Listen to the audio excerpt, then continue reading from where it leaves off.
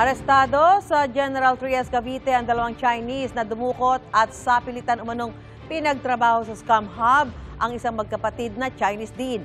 Natuntun sila ng PNP CIDG sa isang bahay matapos makahingi ng tulong ang isa sa mga biktima sa kanyang nobyo.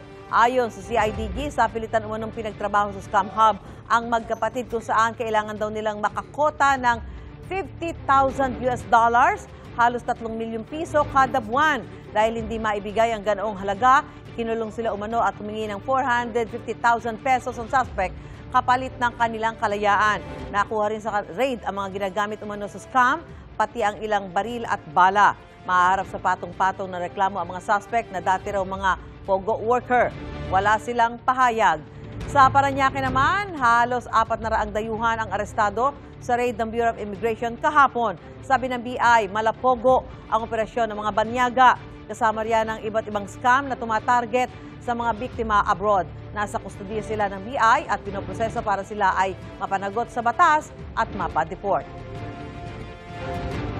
Gusto mo bang mauna sa mga balita?